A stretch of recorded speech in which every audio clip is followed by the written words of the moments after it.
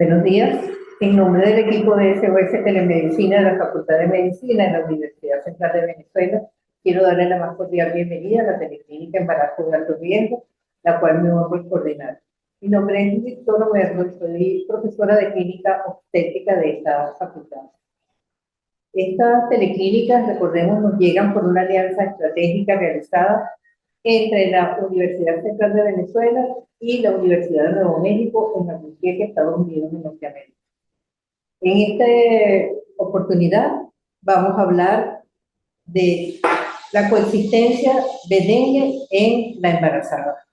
Tema sumamente importante, puesto que estamos en una etapa de endemicidad de esta enfermedad, en la cual aproximadamente 128 países del mundo se ven afectados por esta patología y 390 millones de personas se afectan anualmente con infección por este virus. Entonces, resulta sumamente importante que conozcamos cuál es la conducta que vamos a seguir, no solamente en el dengue y embarazo, sino en el dengue en términos generales.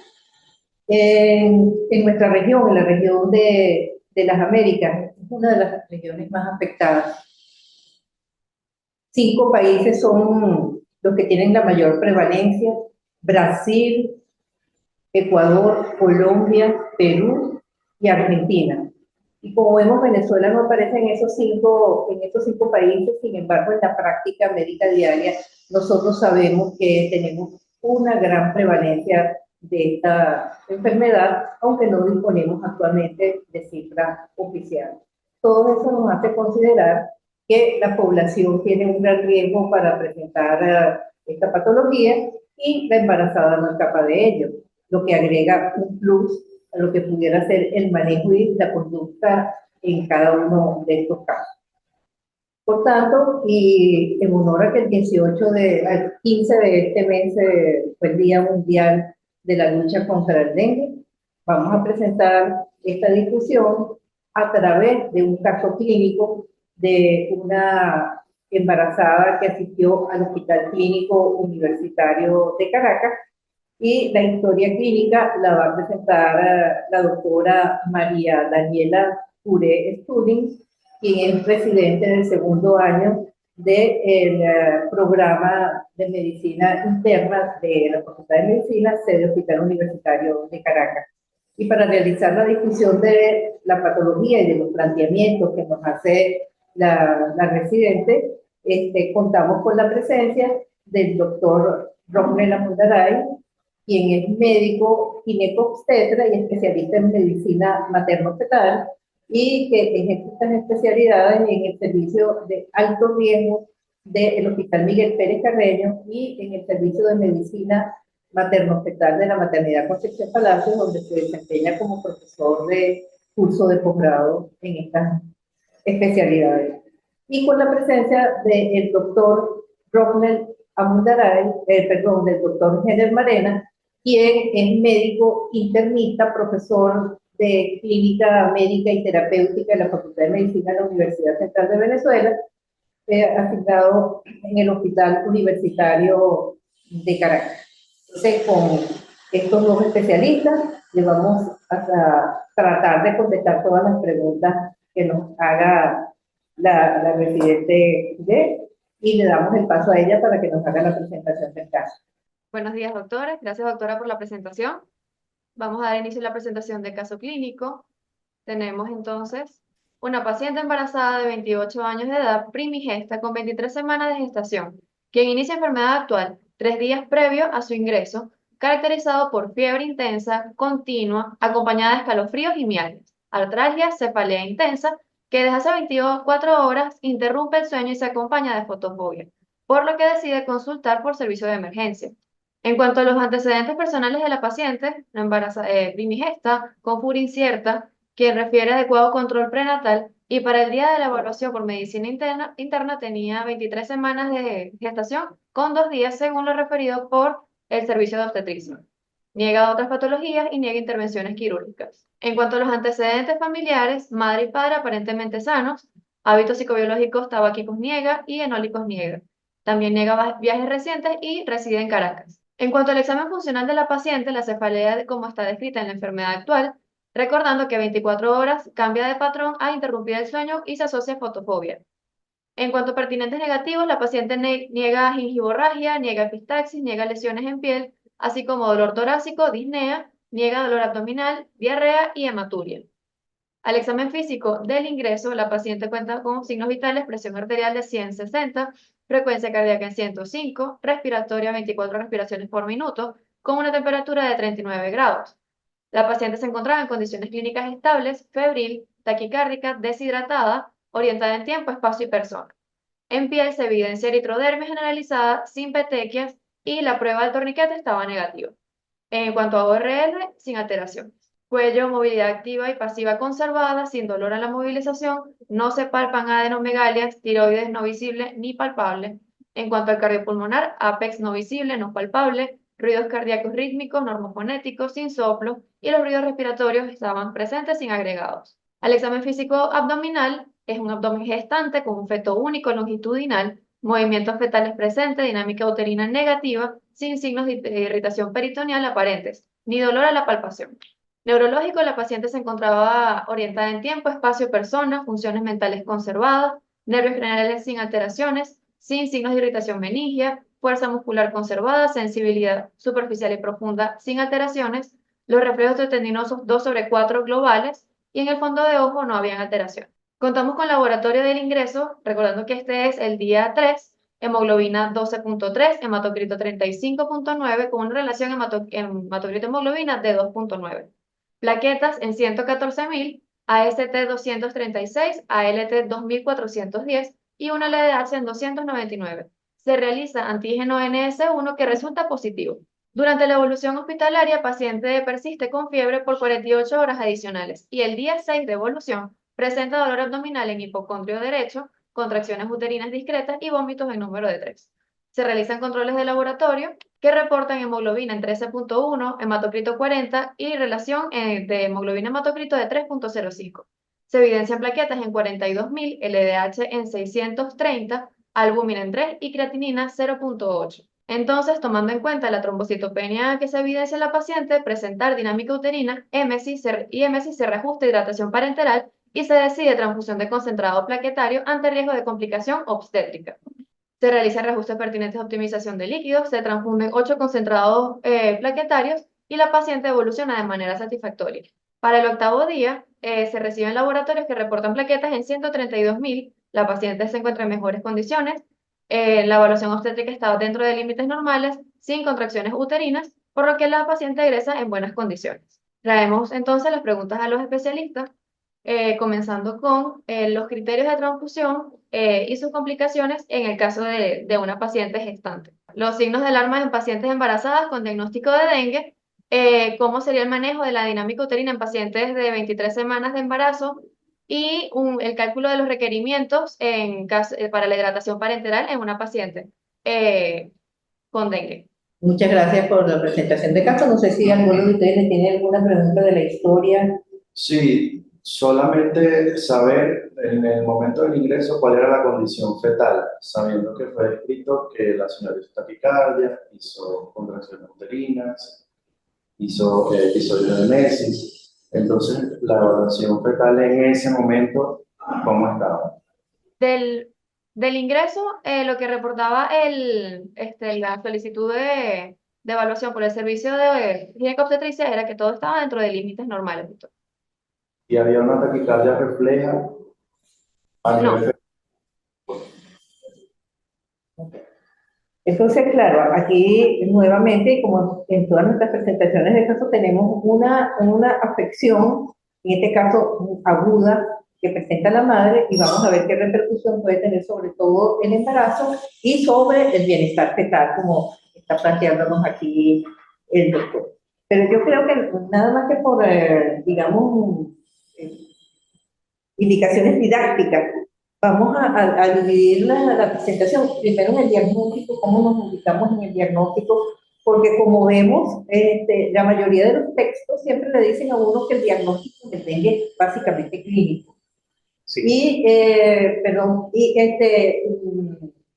Realmente hay muchísimas situaciones médicas, nosológicas que nos pueden a nosotros presentar esto, cómo nos vamos ubicando, cómo nos vamos decantando en que estamos ante un dengue.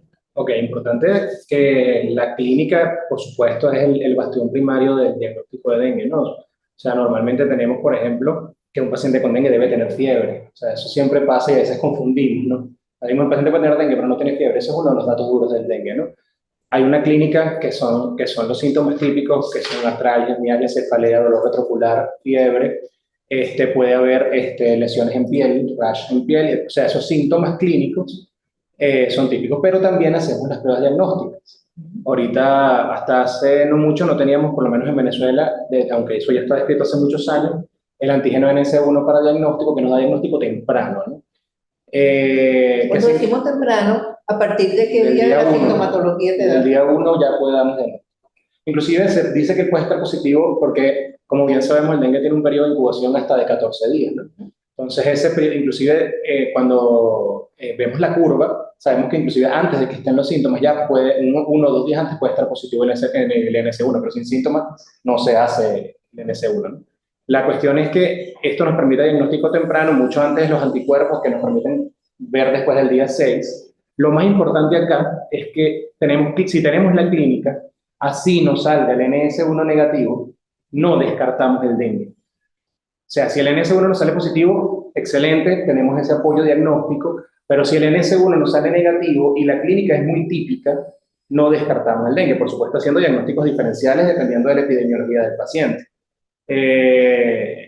Entonces, creo yo que sí hay que hacer énfasis en que tenemos disponible el NS1 y lo podemos hacer, pero que la clínica es lo que nos va a orientar.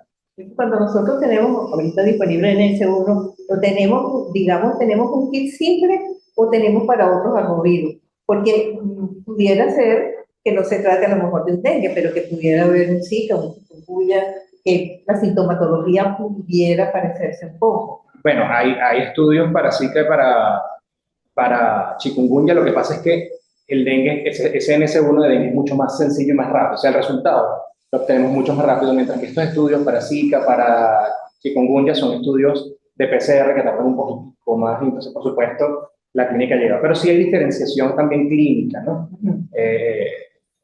La clínica, a pesar de que son similares, la clínica normalmente es distinta en chikungunya, en Zika y en dengue. Sabemos que el chikungunya tiene mucha afectación articular, con mucha limitación funcional del paciente. El Zika, todo lo que significa las lesiones en piel tempranas. En dengue normalmente vemos lesiones en piel más tardías. O sea, la clínica es distinta. Por supuesto, nosotros sabemos que el pico de dengue en nuestros países es bastante frecuente, mientras que Zika y chikungunya no es tan frecuente. Entonces, lo primordial es descartar dengue, en principio. Por eso, hay otras enfermedades, por ejemplo, también dependiendo de la epidemiología, que hay que descartar sobre todo, bueno, todos, pero en embarazadas es muy importante, como la malaria, por ejemplo, dependiendo, por supuesto, de la epidemiología, que nos puede dar clínica inespecífica, fiebre, dolores musculares, artralgia, y formalmente no, o sea, no me diferencia de los, por supuesto, si nosotros ya tenemos un síndrome febril que ha pasado los 7 días, no vamos a pensar en dengue, porque normalmente la fiebre del dengue se autolimita antes de ese día. Pensamos en otras enfermedades. Pero en el caso, o sea, al principio de la enfermedad puede confundir, nos puede confundir. Ahí es donde entra el interrogatorio, tenemos que buscar la parte epidemiológica del paciente. Sabemos que, por ejemplo, aquí en Caracas no tenemos malaria, o sea, no tenemos transmisión directa de malaria por lo que es por el vector no vive en zonas altas. Sin embargo, sí, muy cercanos a nosotros. Tenemos malaria en Valles del Tuy, tenemos malaria en La Guaira. Entonces, a veces hay que preguntar muy bien esa epidemiología para poder diferenciar este tipo de diagnósticos. Y otras situaciones como Mayaro, por ejemplo. No son muy infrecuentes. Son muy infrecuentes, entonces no lo pensamos de primero por prevalencia. O sea, tendría que ser que hayamos descartado como las primeras, las otras para poder ir hacia estas más caso similar a lo que nos pasa con el Zika y con el chikungunya, que ya no estamos en pico y que, bueno, no es que no estén, sí están, pero no son tan prevalentes como el dengue, que sí lo estamos viendo bastante en los últimos meses. Okay. En este caso, donde vemos que la paciente consultó a obstetricia pide consulta con medicina interna. Cuando nosotros, o puede suceder al contrario. Medicina interna tiene una embarazada con dengue y pide una interconsulta con obstetricia. ¿Cómo aborda el obstetra la evaluación de la unidad fetoplacentaria en estos casos? Sí, bueno, en este caso, esto mismo que usted dice, más allá de evaluar a la madre, debemos también conocer el bienestar fetal, porque todo lo que tenga repercusión a nivel materno va a tener a nivel fetal. Generalmente, cuando la madre tiene taquicardia, el feto tiene taquicardia, y si tiene bradicardia, también tiene bradicardia. Siempre hay mecanismos que son reflejos y el feto compensa o trata de compensar y es que puede entrar en estados de acidosis fetal. Sin embargo, ¿cómo lo evaluamos? Bueno, primero evaluando muy bien a la madre, más allá de lo básico obstétrico, la dinámica uterina, la, los signos que nos pueda dar la evaluación, también debemos evaluar el feto. El feto, en este punto podemos hacer una evaluación ecográfica, saber cómo está funcionalmente su corazón en este punto, el corazón fetal, y cómo está la circulación entre la madre, la placenta y el feto con una ecografía doble. Eso es lo que debería hacerse. Aquí, perdón, entra en juego un factor que es la edad gestacional. Digamos, ¿podría verse afectado el feto en alguno de los trimestres de alguna manera especial? Sí, depende también de eso, del trimestre donde estamos. En este punto, la afectación es menor. 18%, 20% es lo que describe en la literatura. Pero más adelante, si es en tercer trimestre o cerca al parto, si hay una afectación de por lo menos el 50%, es lo considerado en varias literaturas. Y ahí sí hay que evaluar muy bien, porque aquí podemos afectar funcionalmente mucho más al feto. Entonces sí hay que vigilar muy de cerca y en conjunto, porque es un caso que sin duda se tiene que manejar en conjunto, porque tenemos que manejar muy bien los líquidos de una embarazada que no se comporta como un adulto común. Tiene muchos cambios a nivel cardiovascular que debemos tomar en cuenta al momento de manejar líquidos. Y es muy importante. La paciente tuvo fotofobia y la fotofobia es un síntoma secundario a que estamos extravasando de alguna forma más líquido del normal o estamos generando un tercer espacio a nivel central. Entonces hay que tener un manejo muy cercano entre medicina y obstetricia para que esta paciente salga adelante como se logró. Si hay cosas que por supuesto hay que corregir, las transfusiones, hay que tener criterios muy claros en la gestación. Hay criterios muy claros de transfusión, pero generalmente la mayoría de los casos de dengue se autolimita. El tratamiento generalmente es de soporte y compensar el tema de... Cuando hablamos de tratamiento de soporte, y el punto importantísimo de la hidratación, sabiendo la presencia del embarazo y la circulación uteroplacentaria, ¿cómo hacemos el cálculo de la hidratación? Formalmente, en el caso de dengue, no es que haya un protocolo descrito especial para embarazadas. Sí. Eso, en la didáctica voy a decir que justamente hace falta más estudios, porque no los hay. Normalmente nos manejamos por la OMS y se calcula dependiendo del tipo de paciente. La OMS divide los pacientes en paciente tipo A, paciente tipo B y paciente tipo C. Paciente tipo A es este paciente más común que nos llega a la consulta, lo vemos, tiene dengue, no hay ningún signo de alarma, lo manejamos en casa. Con hidratación oral, su acetaminofén sin abusar de él, porque muchas veces también puede traernos complicaciones, y ya, lo vigilamos ambulatoriamente con su hemograma cada 48 horas.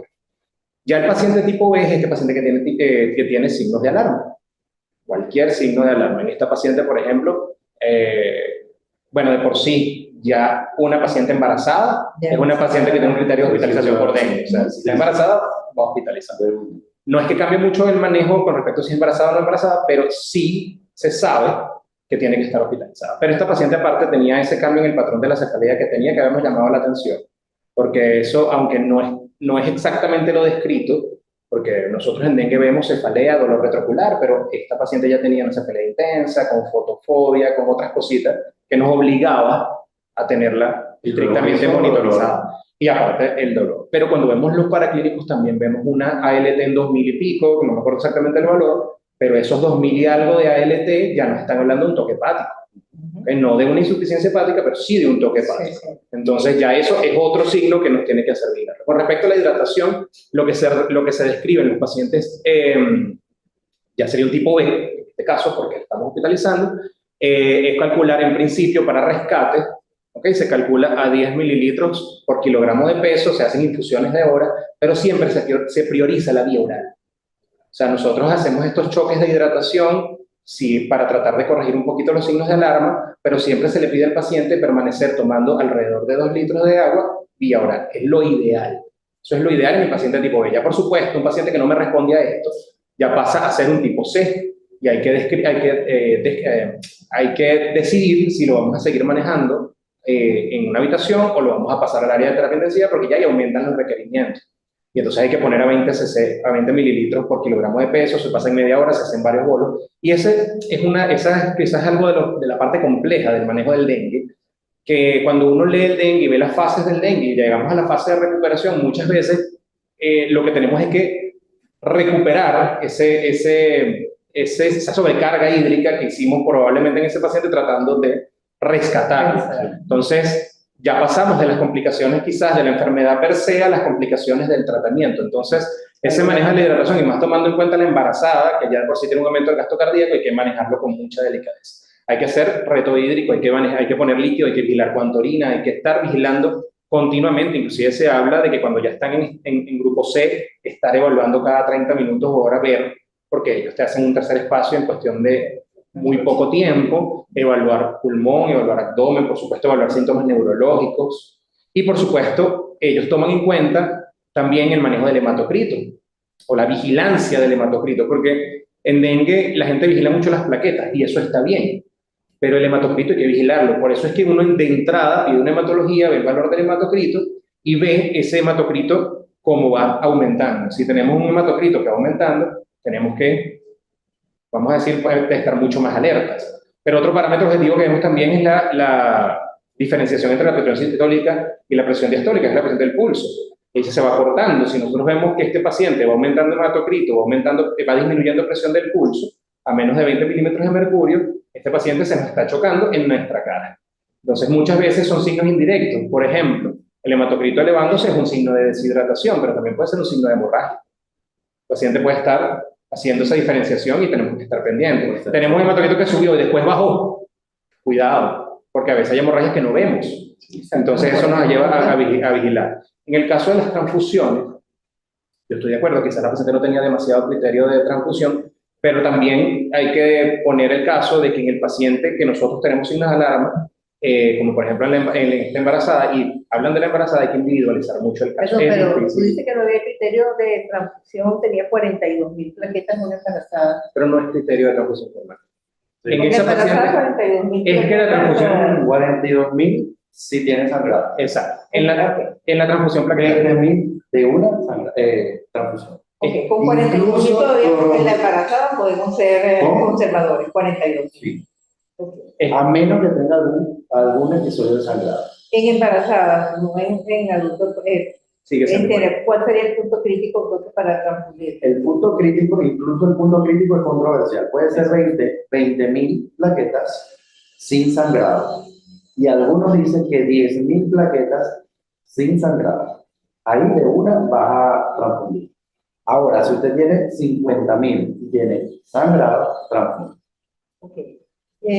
¿Alguna complicación hemorrágica en la paciente que nos pudiera estar, como dice, hacer sospechar que haya un sangrado oculto, o podríamos esperar que haya una CID, un consumo plaquetario en alguna paciente con dengue? Claro, es que ahí es donde viene la tercera fase o la clasificación del dengue. Cuando ya entramos, tenemos un paciente clasificado como B y ya no responde al rescate hídrico, ya luego lo que sigue es un choque por dengue, que tiene todas las complicaciones hemorrágicas, y uno de los grandes signos de alarma para hemorragia en la embarazada y en paciente adulto no embarazado es el dolor en el costado derecho. Porque desde el punto de vista hepático, además de elevación de las enzimas hepáticas, allí es uno de los sitios donde se producen hemorragias importantes en la embarazada, por el tejido, por la congestión vascular de la zona. Ahí es donde se ven la mayoría de las hemorragias ocultas. Las demás son ingihemorragias, al momento de cepillarse, son las comunes, o sangrados vaginal, son las que podemos observar. Y en el adulto ya no con embarazo, ¿el criterio de transfusión sigue siendo el mismo que se puso para la embarazada? Es que ahí es el detalle, ¿no? Cuando uno lee las guías y habla de transfusiones, la transfusión de plaquetas en dengue es bastante controversial indiferentemente del valor. No es un criterio en el adulto el adulto no embarazado. La transfusión de plaquetas, inclusive cuando hay sangrado, priorizan la transfusión de concentrados globulares primero que las plaquetas. Se dice que hay que individualizar el caso, pero es en ese caso de sangrado que pasaste de concentrado globular y no pudiste resolver o mejorar al paciente, vas con plaquetas. Esa transfusión de plaquetas es muy, inclusive hay literaturas que dicen que no se ha demostrado que transfundir plaquetas mejora el cuadro. Eso probablemente tenga mucho que ver con la vida media de las plaquetas y que nos complica un poquito ese manejo a largo, en un periodo un poquito más largo, ¿no? Entonces se tiende a pasar igual que lo que pasa con el plasma, ¿no? Que es un paciente, que muchos de estos pacientes nos hacen problemas o por la misma extravasación plasmática, nos hacen hipoluminemia, nos hacen falla multiorgánica, entonces transfundimos plasma, tampoco está demostrado. Eso es bien complejo la parte transfusional en estos pacientes. Y las plaquetas en general se guardan para ese paciente que no logramos controlar hemorragia, que no logramos estabilizar, a pesar de haber cumplido todas las medidas previas, inclusive la transfusión de concentrado globular. Ya decidimos que vamos a poner concentrado globular. ¿Cómo estimamos la cantidad de unidades que se deben administrar a este paciente? Pasa que ahí depende de la pérdida. Depende mucho de la pérdida, depende de la disminución del hematocrito.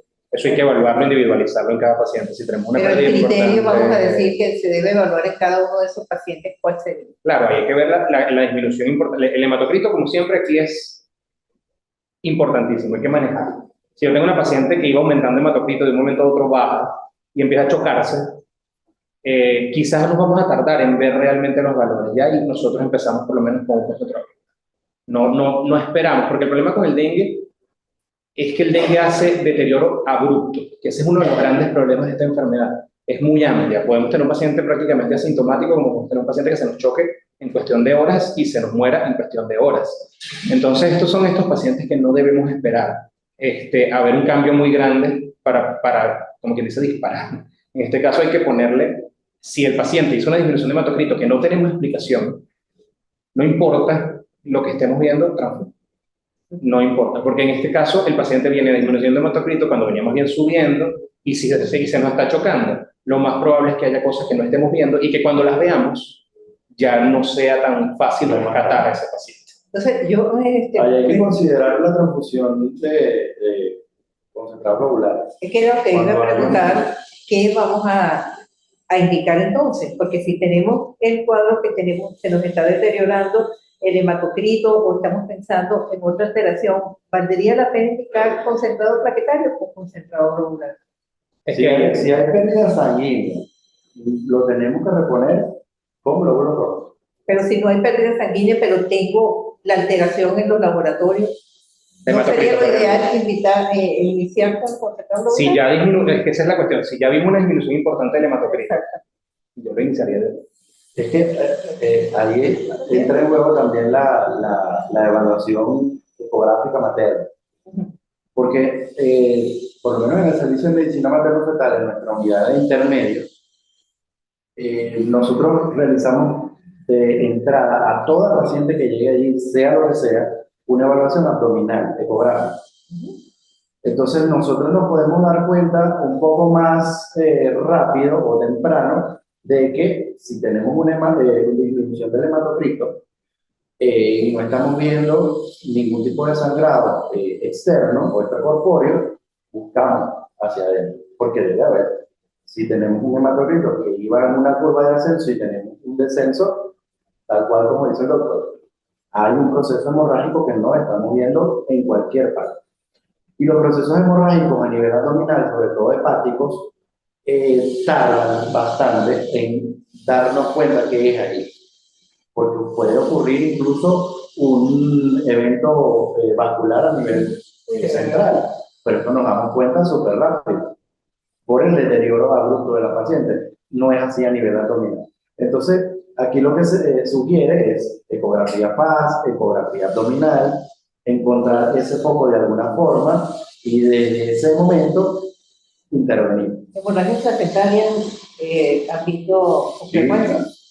Es frecuente en el caso del shock por dentro.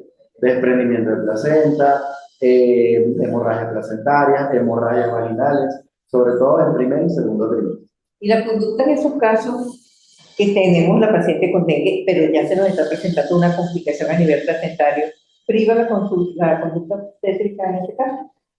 Un DPP, Bueno, por ejemplo. En el caso de Venezuela, la legislación de nuestro país indica que la única causa de interrupción de un embarazo legalmente, no penalizado, ilegal, es que ponga en riesgo la vida de la madre.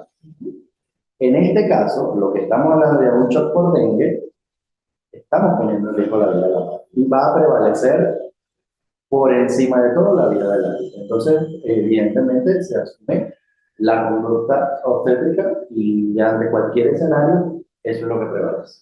Prevalece la conducta, pero le ofrecemos el consentimiento informado a la paciente y al familiar. En este caso, la paciente está chocada, Al familiar. al familiar se le notifica, ¿Ah? pero no es que no necesitamos un consentimiento porque el evento obstétrico nos va a complicar más si dilatamos la conducta. Entonces no es que, bueno, necesitamos su consentimiento porque tenemos un DPP y vamos a meter a la paciente a quirófano tiene contracciones uterinas, tiene un feto atrapado. Claro, pero aquí entra en juego también entonces lo que sería el derecho de la paciente y del familiar, que debe explicárselo muy Por bien para supuesto. que ellos... Pero siempre vamos en ese punto, y nos pasa mucho en el servicio de medicina materno-fetal, informamos a los familiares, porque la paciente está en shock. Claro, yo no creo que ninguno que se le esté explicando que se pone en riesgo la vida de la madre si continúa el embarazo vaya a negar un consentimiento informado, pero yo creo que a la luz de los problemas médico-legales que se Sí. pueden presentar, sobre También. todo en casos de interrupción del embarazo, debe obtenerse el consentimiento informado en estos casos. Sí, sí, Entonces, tiene toda la este es mi razón. Y de punto. hecho, lo que sí le hacemos siempre entender a los familiares es que más allá de nosotros explicarle la conducta es lo que se debe hacer. Y debe firmar el certificado porque legalmente nosotros debemos tener una constancia de que se le explicaron los riesgos de la persona y dónde estamos. Pero no es que necesitamos obligatoriamente el permiso de un familiar porque estamos en riesgo de la vida de la mujer. Es un tema... Claro, claro, pero sí Es un ofrecer tema el que complejo. firme, sí, es complejo. De que el shock por dengue de por sí tiene una mortalidad más o menos elevada. En embarazada, Sí, en la persona no embarazada, en la embarazada mucho más que inclusive. La literatura dice que aumenta la mortalidad hasta un 20%. Entonces, ahí creo yo que bueno, hay que explicar muy bien como todo, como siempre, hay que explicarle muy bien al paciente, explicándole también que el riesgo de muerte de la madre sigue estando presente, así se interrumpa el embarazo. Así se interrumpa el embarazo. No he visto en ningún protocolo, sin embargo veo en la práctica usar ácido fólico por vía endovenosa en pacientes con dengue. ¿Eso tiene algún valor terapéutico? Ni está en ninguna de las vías que Pero en la práctica, yo no lo hago. okay, Pero sí lo he visto también. pero lo has visto Sí, usar. también. Entonces sí, la infusión continua de ácido Realmente el fólico, dengue, entonces, todas las guías lo que ponen en principio cuando hablan de tratamiento de dengue es que no existe un tratamiento para el dengue. El tratamiento formal del dengue es el tratamiento de mantenimiento, de sostén y la vigilancia. Eso es lo principal que se hace en el dengue. No hay un antiviral, no hay una medida que disminuya la mortalidad, simplemente la enfermedad va a progresar y gracias a Dios en la mayoría de los casos de manera benigna, pero hay estos casos que son pocos, pero que pueden complicarse y pueden fallecer. Pero no hay protocolo, el único protocolo es manejar los síntomas. ok, pero tenemos un punto sumamente importante que sería la prevención. Sí. En cuáles serían las medidas generales, a lo mejor conocidas por muchos, pero valdría la pena repasar aquí cuáles son las medidas de prevención en cuanto al dengue. Bueno, la prevención general, o sea, en la mayoría de los casos, el manejo del vector. O sea, debemos evitar la acumulación de agua en las casas, debemos, por supuesto, a nivel gubernamental, la fumigación del vector, porque realmente si cortamos el ciclo y que quitamos el vector, va a haber pocas infecciones. Hay algunas, por ejemplo, por supuesto, el manejo de las aguas, que no tengamos aguas residuales que puedan servirnos para que el vector haga su ciclo. Y aparte de eso, también el cuidado del paciente infectado, porque recordamos que necesitamos un paciente infectado para que el vector se infecte. Entonces, si nosotros, se coloca mucho, por ejemplo, en el paciente hospitalizado, el uso del mosquitero, el uso de repelentes frecuentes para evitar la picadura de la Aedes aegypti, ¿no? Otra cosa que está ahorita, por supuesto, no está disponible en todos lados, son las vacunas. Hay unas vacunas contra dengue, hay 2 descritas, y la OMS aprobó, en Estados Unidos se colocan antes de los 16 años de edad. Por ejemplo, la que se está usando en Estados Unidos tiene que ser en un paciente que haya tenido dengue por lo menos una vez. ¿Ok? Son 3 dosis. O sea, entonces si nosotros no cumplimos con esos criterios, no vamos a vacunación. O sea, no es una vacuna que podamos ponerle a todo el mundo. O sea, por ahí la prevención es entre comillas, porque esto es para pacientes que ya hayan tenido dengue y que haya sido demostrado. El gran problema es que si yo coloco, y eso también está descrito, que si yo le coloco la vacuna a personas que no hayan tenido dengue previamente, cuando se infecten, más bien la enfermedad se vuelve muchísimo más agresiva. Entonces, por eso es que en el protocolo para colocación de la vacuna está descrito hacer las pruebas y demostrar que este paciente haya tenido dengue previamente. Eso es complejo. A mí me parece que todavía la aplicación es muy complicada, sin embargo está aprobada y en Estados Unidos la hay pues, para algunas personas. De 9 a 16 años se coloca. Ya después no está descrito por ahora, ¿no? Pero bueno, es un plus que tenemos, que se está haciendo mucha investigación en este punto. Sabemos que son vacunas de virus atenuado, pero como sabemos tiene muchas limitaciones todavía. Esperemos que pronto realmente se logre una que se pueda colocar de manera general y que de verdad pueda mejorar esto, ya que los casos van en aumento. Yo les tengo las cifras ahí, pero se sabe que, por ejemplo, en el 2023, en estos países que reportaron, que yo creo que Venezuela no es que no tenga muchos casos, es que no lo reporta, pero solamente con los que se reportaron en los otros países hablamos de por lo menos 4,5 millones de casos solo en el 2023. Sí. Más de 2.000 muertes. Entonces, es algo que yo creo que tenemos que darle importancia, el cuidado, el tener las medidas nosotros como personas, de no acumular agua, de estar atentos a la proliferación del mosquito, y la parte gubernamental de la fumigación y el ataque formal al vector para evitar que se sigan produciendo casos de dengue frecuentemente. Y son 4 millones para 2023, pero a lo que llevamos ahorita, de 2024 llevamos ya 9 millones en el continente americano. Y es que ya en 2023 venía un ascenso importantísimo de casos desde los años anteriores. Este año Entonces, y este año, bueno, todavía no están las formales, pero las que tenemos sabemos que en Venezuela nosotros lo hemos visto. Los que trabajamos con esto sabemos que hemos tenido las hospitalizaciones y las emergencias y las consultas llenas de pacientes con dengue. Porque hay muchísimos casos. Lo que preocupa un poco quizás es que no hemos visto realmente campañas importantes por lo menos en nuestro país, de prevención y de buscar prevenir el dengue. Que deberían haber campañas en televisión, deberían haber en radio, debería haber fumigación masiva. Antes eso se veía, ahorita no se ve. Bueno, eso nos motiva para desde la Universidad Central de Venezuela comenzar a hacer algunos micros en cuanto a lo que sería la prevención del dengue. Otros tratamientos, aparte para la fiebre, la disminución de la fiebre, digamos, antihistamínicos para el prurito muy se puede usar, este grupo de pacientes. Sí, cuando viene la parte ya de donde sale el rash eritematoso, pruriginoso, se puede usar perfectamente antihistamínico sin problema. No hay problema con eso. Eso para controlar, porque eso dura 48 horas y a las 48 horas empieza a mejorar. ¿Los antihistamínicos en la embarazada son de uso libre? Sí. ¿Son categorías? B y C. Algunos B, algunos C. Okay. Pero nosotros iríamos con la categoría B. Y sí, los antipruriginosos tópicos. También en categoría B. La calamina es categoría B. Okay. Que lo pudiéramos utilizar sin ningún problema.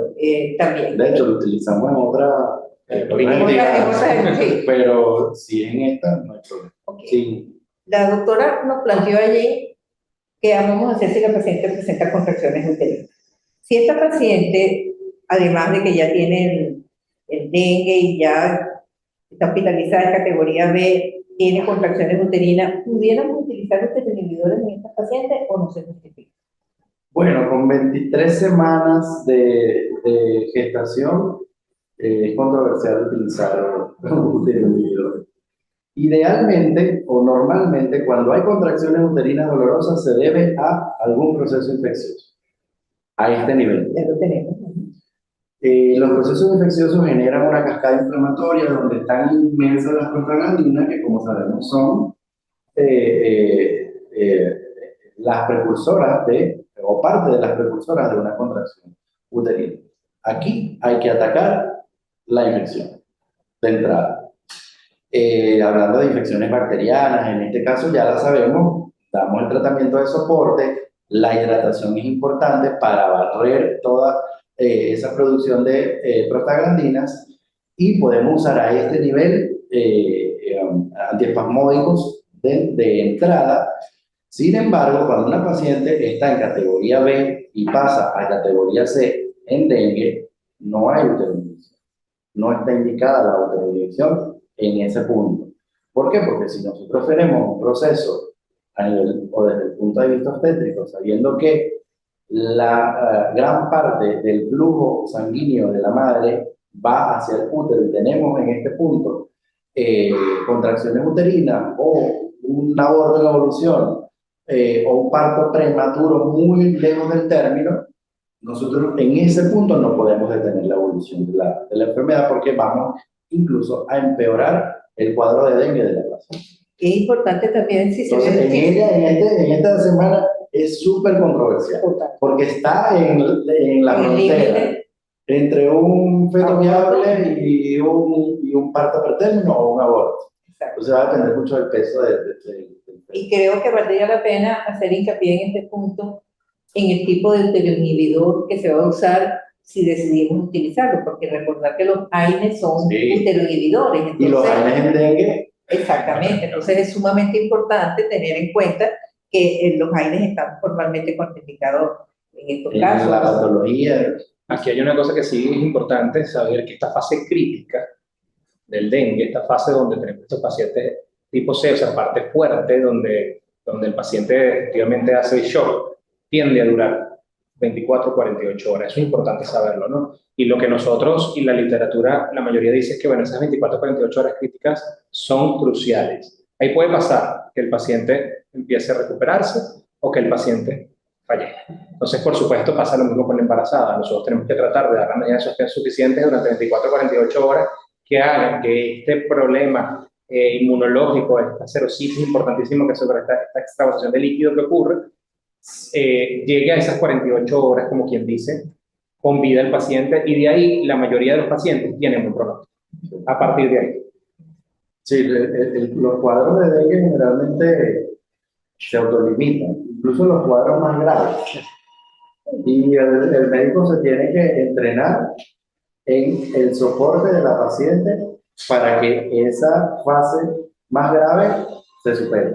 Y si se supera tal cual, la paciente avanza sin problema.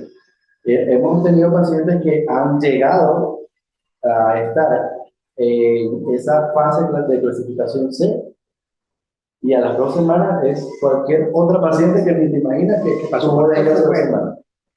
En cuanto a los niveles de atención, médicos de atención primaria, ¿hasta dónde puede llegar? Solamente a paciente grupo A. Un médico de atención primaria puede manejar un paciente ambulatorio, vigilarlo, vigilar las plaquetas cada 48 horas, vigilar los signos de alarma. O sea, eso lo puede hacer perfectamente la atención primaria. Pero ya una vez que hay un signo de alarma, que hay que hospitalizar al paciente, este paciente, como el dengue, es una enfermedad muy compleja, pero que pasa muy rápido. Entonces, el paciente se nos descompensa muy rápido, ¿no? Entonces, ya una vez que el paciente pasa a ser tipo B, ese paciente debe ser derivado a una atención hospitalaria con un servicio especializado, que sepa y que esté entrenado para manejar esto, porque no todo el mundo lo Y en sabe. el caso de la embarazada más dengue, Es hospitalizada. Sí, ya ese es uno de los criterios según la OMS. Que esté embarazada es hospitalización. Quería preguntarle a la doctora Curiel si tiene alguna pregunta con relación a lo que se ha discutido aquí, si están respondidas sus... No, está respondida la pregunta, doctora, muchas gracias. ¿No tiene más preguntas? No, doctora. Entonces, vamos a pasar a hacer un resumen teórico de lo que sería el dengue y su manejo durante el embarazo, que va a estar a cargo del doctor Henner Marena. En principio es importante saber, vamos a hacer un pequeño recuento de la enfermedad de dengue como tal, no en embarazada, ¿no? Las definiciones. Sabemos que es una enfermedad infectocontagiosa transmitida por vectores, que es frecuente en zonas tropicales y húmedas, como bien estamos viendo, América, África y Asia, que es causada por un flavivirus y que presenta un amplio espectro clínico. Sabemos que el dengue puede ir desde una enfermedad que se autolimita con pocos síntomas hasta una enfermedad grave que puede llevar a la muerte. Entonces hay que conocer todas esas fases. Ya esto lo conversamos, que en el 2023 tuvimos reportados, según la Organización Mundial de la Salud, en el reporte 2024, 4.500 millones de casos en la zona de América, en las Américas, y 2.300 muertes. Es un número bastante importante, lo que creo que tiene que hacer y llamar la atención para que la gente, y tanto los médicos como las entidades gubernamentales, se tomen esto en serio, ¿no? Sabemos que hay 4 serotipos, el DEM1, DEM2, DEM3 y DEM4, que igual que sabemos que una vez que uno se infecta con un serotipo, se hace, no puede volverse a infectar con ese serotipo, pero no es inmune a los otros serotipos. La inmunidad que dura a los otros serotipos dura pocos meses y después se puede volver a infectar. Igual sabemos que posterior a eso, las infecciones por dengue o las repeticiones de dengue tienden a ser más severas, por lo que hay que vigilar. Está descrito, las investigaciones han descrito que los serotipos DEM1 y DEM2 están asociados a mayores complicaciones y casos fatales en dengue materno y fetal, o fetal. Nosotros hay una investigación que se hizo en el Instituto de Medicina Tropical hace unos años, donde en ese momento, aquí en Venezuela, el serotipo que más estábamos viendo era el DEM3. Sin embargo, aquí no tenemos el hábito de estudiar qué serotipo está produciendo la enfermedad. Entonces, simplemente lo tratamos como un dengue y nunca nos enteramos de por qué serotipo ocurrió, ¿no? Estos son los síntomas o la definición de un caso sospechoso, que es toda persona que vive o ha viajado en los últimos 14 días a zonas endémicas. Nosotros somos una zona endémica, o sea que no tenemos que viajar para ningún lado, y presenta fiebre aguda, ¿ok? O historia de fiebre, ¿ok? De 2 a 7 días con alguno de los siguientes síntomas. 2 o más: náuseas o vómitos, exantema, cefalea, dolor retrocular, que son síntomas bastante característicos, mialgia y artralgia, petequia o prueba de torniquete positivo, o leucopenia. Sabemos que el dengue ataca la médula en principio y produce esa leucopenia y esa trombocitopenia que vemos en los pacientes con dengue, ¿no? Ahora, ¿cómo lo clasificamos? Porque esto es importante. Hace unos años se clasificaba como dengue hemorrágico y dengue clásico. Eso ya no se usa, sino que tenemos estas 3 clasificaciones, que son el dengue sin signos de alarma, que son esos pacientes tipo A que conversamos, el dengue con signos de alarma, que son los pacientes tipo B y tipo B, y el dengue grave, que son esos pacientes que tienden a ser tipo C, que son manejados en áreas de cuidados intensivos. Les traigo acá, esto no lo vamos a leer, los signos de alarma. Los signos de alarma son dolor abdominal, vómitos, sangrado menor como conquivorragia, epistaxis, petequias, ¿ok?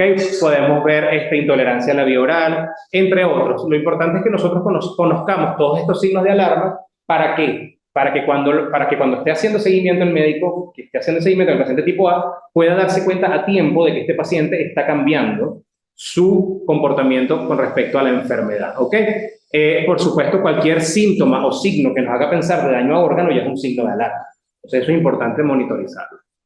Este es un cuadrito que yo tomé, que no voy a pararme demasiado acá, de la guía de manejo de dengue del 2018 de Paraguay, donde ellos ponen los 3 casos, o sea, ponen el dengue sin signos de alarma, el dengue con signos de alarma y el dengue grave.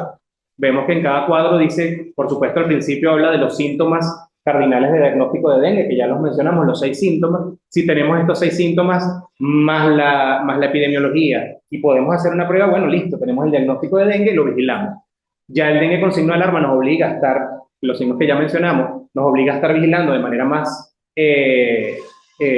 estricta los valores de plaquetas, hematocrito y presión diferencial. Por lo tanto, tenemos que hospitalizar. Y por supuesto el dengue grave, donde ya hay extravasación de líquido, hay daño de órganos o algún tipo de hemorragia, ya por supuesto nos lleva a hacer un manejo más intensivo, inclusive en áreas de cuidados intermedios o cuidados intensivos. Entonces simplemente es un cuadro para que visualmente podamos ver cómo hacemos el manejo o cómo debemos guiarnos en cada uno de los estadios de la enfermedad. Otra cuestión importante que hay que mencionar son las fases de la enfermedad. La enfermedad, como toda enfermedad, tiene sus fases, tiene una historia natural. El dengue tiene una fase febril, que normalmente dura hasta 7 días, una fase crítica que dura aproximadamente a partir del día 5, 48 horas, y la fase de recuperación, en donde ya todos los parámetros regresan a la normalidad. Y para esto, bueno, por supuesto que vigilamos. En la fase febril, vigilamos la hidratación del paciente. El paciente puede tener, si el paciente se deshidrata mucho, puede tener cambios neurológicos, puede hasta convulsionar en los niños pequeños. En la fase crítica, el choque por la extravasación importante de plasma que hacen terceros espacios en todas las cavidades del cuerpo, las hemorragias graves y, por supuesto, el daño a órganos. Y en la fase de recuperación, lo que nosotros vigilamos más es lo que hicimos. Le pusimos mucho líquido, a veces tenemos un paciente hipervolémico que hay que manejar en muchos casos, o en algunos casos con diuréticos, o si no es demasiado, bueno, dejar que el cuerpo solo haga su trabajo. Les traigo este grafiquito donde salen más o menos todos las cosas que vamos a ir vigilando en el dengue. En principio vemos arriba, vemos los días de evolución de la enfermedad. Vemos que esta enfermedad rara vez vamos a ver complicaciones graves después del día 10, al menos que el paciente haya tenido un shock por dengue importante, que realmente lo que vamos a ir viendo es recuperación. Vemos que la fiebre dura aproximadamente los primeros 5 días. Esos 5 días, después de 5 días se va la fiebre, no quiere decir que se vaya la enfermedad. Justamente ahí empieza la fase crítica y es cuando más tenemos que estar pendientes de los signos de alarma en este paciente, es cuando tenemos que vigilar muchísimo más la extravasación de líquido, cuando tenemos que estar mucho más pendientes del hematocrito, porque ahí es donde la mayoría de los pacientes se complican y hacen shock y empieza el daño a órganos. Vemos también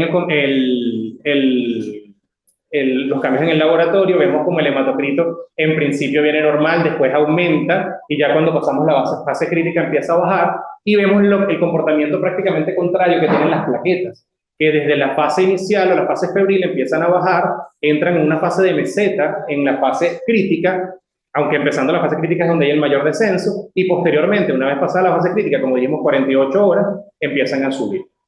La serología y la virología, vemos en principio, la viremia, que tenemos un pico de viremia hasta el día 5, y posteriormente es que empiezan a subir los anticuerpos. Vemos que por eso es que no pedimos anticuerpos de entrada, porque la probabilidad de que nos salga negativo es prácticamente el 100% y nos hace, y ojo, lo hemos visto, descartar la enfermedad de manera errónea. Entonces eso hay que vigilarlo. Y para eso tenemos este cuadrito, que ahora sí ya vemos un poquito más, que vemos un NS1 que está desde el principio, vemos que la aparición de los síntomas inclusive puede estar unos días después del NS1 positivo. Esto nos permite a nosotros hacer un diagnóstico temprano, diagnóstico que tiene evidencia de laboratorio, ¿no?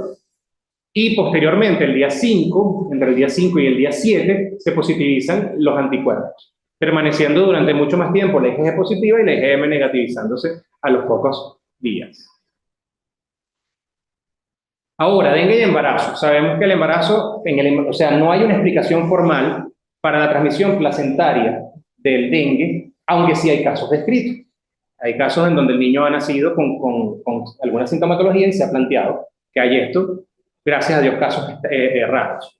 Se plantea que, como una teoría, porque realmente no hay pruebas suficientes, que los cambios inmunológicos que se ocurren en el embarazo, que hay una disminución de respuesta inflamatoria para la tolerancia fetal, pueden influir en este paso inmunológico hacia el feto. Sin embargo, eso no está bien descrito. Lo que sí está bien descrito es que la infección vertical y los riesgos materno-fetales son más reconocidos en enfermedades como malaria, Zika y chikungunya. Aunque no descuidamos lo del dengue, tampoco hay tantos estudios, ¿no? Sabemos que el embarazo aumenta la susceptibilidad al dengue grave, es decir, a caer en esta letra C que estamos hablando. Hay mayor extravasación de plasma, hablamos de una paciente con mayor gasto cardíaco, y se habla que el peor pronóstico es en el segundo y el tercer trimestre. Importante hacer diagnóstico diferencial con el síndrome de Hell, porque la sintomatología puede confundirnos, por supuesto, el síndrome de preeclampsia con el dengue grave. Es importante que tengamos en cuenta bien que no sea otro cuadro agregado como complicación obstétrica. Estos son los criterios de ingreso, no los voy a decir todos, sabemos que el dengue con signos de alarma es uno, pero, y el dengue grave, pero lo traigo más que todo para que veamos que esto es un cuadro tomado de la OMS, que el embarazo es un criterio de ingreso en dengue. O sea, una vez que nosotros tenemos una paciente embarazada con dengue o con sospecha de dengue, es un criterio para manejar en hospitalización con una vigilancia como la que hemos venido hablando. Esto por supuesto, conseguimos varias literaturas que hablaban de las complicaciones en el dengue y el embarazo con pocos pacientes, pero bueno, es lo que está descrito. Fonsambar en el 2008 habló de que había un 10% de abortos en las pacientes con dengue en el primer trimestre, que la muerte fetal podía ocurrir en el 13% de las pacientes y que el parto pretérmino en el 13 al 50%, que era lo que comentaba el doctor, que hasta un 50% podía tener complicaciones obstétricas en el tercer trimestre. En el recién nacido hay una relación importante con la edad materna. Sabemos que en pacientes jóvenes, ojo, eso no nada más en la embarazada, sino en cualquier paciente menor de 20 años, la producción de anticuerpos va a ser mucho mayor. Por lo tanto, esa fase tienen mayor riesgo de generar una dengue grave. Por lo tanto, la edad materna y los anticuerpos circundantes son importantes en embarazadas. Menores de 20 años hay que hay más anticuerpos, por lo tanto hay que vigilar más. La infección en el primer trimestre se habla de que pudiese haber malformaciones, pero como ya comenté, aparte de ser poco frecuente, hay pocas pruebas de que esto pase. Esto tomando en cuenta que en el dengue es difícil hacer estudios en animales, porque el dengue no se reproduce en animales. Entonces, por eso los estudios en animales, donde normalmente vemos la historia natural de la enfermedad y la podemos estudiar de mejor manera, en este caso no se puede. Se han hecho estudios in vitro, que es lo que nos han ido dando información, pero realmente es difícil reproducir la enfermedad para poder ver bien la fisiopatología y la historia natural de la misma. En el recién nacido, sabemos que el 10 al 20% puede tener síntomas asociados como exantema maculopapular, hepatomegalia, adenopatías, petequias o púrpuras o vesículas. Pueden nacer, el niño puede nacer con algunos de estos síntomas en la madre infectada con dengue. Y esto es un estudio que se hizo de pacientes con dengue, que tuvieron dengue en la placenta, y se vieron múltiples cambios con microscopía óptica. Se vieron coriodicitis, se vio hipoxia, se vio intervellositis, se vio deciduitis, o sea, hubo diferentes complicaciones que se vieron anatomopatológicamente en las placentas de las pacientes que tuvieron dengue. Y se habla de que hubo, o se consiguieron antígenos virales en el citoplasma del trofoblasto, en el estroma velloso y en la decidua. Por eso es que se está planteando la inmunistoquímica posterior a estas placentas para ver bien cómo es si se logra ver bien el comportamiento de esto en el dengue, ¿no? Ahora, en el tratamiento y en el manejo, ¿no? Lo principal, como ya lo hemos venido diciendo en toda la discusión, es la identificación de los signos de alarma. Si nosotros vigilamos los signos de alarma, probablemente vamos a mantener a ese paciente con un manejo o una hidratación adecuada y con un manejo de soporte adecuado. Lo más importante en el dengue es la fecha de inicio. Nosotros debemos saber cuándo empezaron los síntomas, porque para nosotros es muy importante saber en qué momento de la enfermedad se encuentra el paciente, sabiendo lo que hablamos ahorita de las fases que tiene esta enfermedad. Entonces, buscar la fecha de inicio, los diagnósticos diferenciales, si el paciente así lo tiene. Hay que hacer un examen físico exhaustivo y periódico, las condiciones sociales y las condiciones asociadas que tiene el paciente, como por ejemplo en este caso, el embarazo. Les traje estos cuadritos, que son unos cuadros que están publicados por la Organización Mundial de la Salud, en donde habla del manejo por grupos. No les coloqué el grupo A, porque el grupo A, simple y llanamente, son pacientes que se manejan ambulatorio y que no tienen ningún signo de alarma. Por lo tanto, no hay ningún manejo complejo, simplemente es decirles que se hidraten y acetaminofén y fiebre, ¿no? En el caso del grupo B, es importantísimo vigilar la evolución de los signos de alarma, es importantísimo vigilar el hematocrito y la hidratación de estos pacientes. En estos pacientes es donde está descrito la hidratación de 10 mililitros por kilogramo, que se pasa en una hora, se hace una prueba, el paciente mejora, si no mejora hacemos una segunda, y ahí es donde podemos ver si ese paciente va a evolucionar. Si el paciente no responde, en este grupo B1 no responde a las medidas de soporte, es donde pasamos al grupo C, o consideramos pasar al grupo C. Vemos que en el OMS cambia el color de los cuadros para hacer esto más llamativo y que sea un poquito más visual, ¿no? El paciente continúa con signos de alarma y hemodinámicamente estable, podemos hacer una segunda carga de una hora. Si los signos de alarma no han mejorado y si el paciente continúa, entonces debemos pasar al paciente. Si el paciente sigue estable, lo dejamos tranquilo. Si el paciente no logramos estabilizarlo, ya lo pasamos a hacer grupo C. Aquí está lo que se repitió. Entonces venimos al manejo de líquidos intravenosos ya en pacientes con dengue grave. O sea, ya lo pasamos de categoría. Ya no es grupo B, sino es grupo C, y aquí es importante. Embarazado con alguna condición especial, eso tenemos que definirlo. ¿Por qué tenemos que definirlo? Para el manejo posterior, ¿no? Sabemos que aquí ya subimos la hidratación, ¿ok? Y podemos ponerla hasta en 20 cc, kilogramos de peso, y pasarlo mucho más rápido. Con mucho cuidado, sabemos que la sobrecarga es una posibilidad. El paciente con choque hipovolémico y embarazada o condición especial, es importante, como estábamos conversando, la individualización del caso. Es difícil, por eso los protocolos todavía no son como no están tan bien establecidos, el manejo de todas las condiciones que puedan ocurrir. Entonces hay que individualizar y hay que manejar cada una de las complicaciones que pueda tener este paciente. Entonces por eso es que estos cuadros hay que tenerlos muchísimo más vigilados. Y finalmente, bueno, por supuesto, el signo de choque está descrito el uso de soluciones coloides, si no logramos el manejo con cristaloides, y todo el manejo como tal del shock de este paciente, que puede llegar a falla multiorgánica y puede finalmente llegar a la muerte. En conclusión, el dengue es una enfermedad infecciosa con gran incidencia, o cuya incidencia en América Latina y en América en general sigue aumentando, como lo describimos previamente. Es un curso clínico variable de casos muy sencillos hasta casos muy graves y muertes. Aparte de eso, el embarazo puede condicionar a signos de alarma de manera más frecuente y a casos de dengue grave. Y la transmisión vertical es rara, sin embargo, está descrita, y el recién nacido puede salir, o nacer, mejor dicho, con signos y síntomas de dengue. Y la parte que yo creo que es súper importante, que es el promover la publicación y el hablar de esto, porque poca gente habla de esto, y los artículos, en la mayoría, son ya artículos que tienen sus años y que no se ha publicado mucha literatura nueva, que sabemos a niveles de evidencia, no importa si es una descripción de un caso, o sea, por supuesto, si tenemos mejores niveles de evidencia, mejor, pero publiquemos, estudiemos a la embarazada con dengue, para que podamos, en un futuro no tan lejano, tener realmente un protocolo formal que nos lleve a nosotros al manejo de este tipo de pacientes. Muchísimas gracias. Muchas gracias, doctor Marena, por esta magnífica puesta al día en dengue. Y bueno, sería importante, como usted lo dice, que realicemos algunos estudios y publicaciones de casos con relación a la patología asociada al embarazo, que nos permita establecer protocolos nuestros, o protocolos en general, porque ni siquiera lo hay a nivel internacional. Quiero darle las gracias a ustedes por haber venido y haber colaborado una vez más con la realización de estas teleclínicas. De manera muy especial quiero agradecerle a la doctora Cristina López de Ayala por el apoyo que nos dio para la realización de esta teleclínica, a todo el equipo de SOS Telemedicina, al ingeniero Luis Fernández, que hace las maravillas de hacer la transmisión de las teleclínicas, al ingeniero María Dolores Farilla, y a todo el equipo de producción que nos acompaña en esta transmisión. Los invitamos para nuestra próxima teleclínica el tercer viernes del mes de julio. Muchas gracias a todos.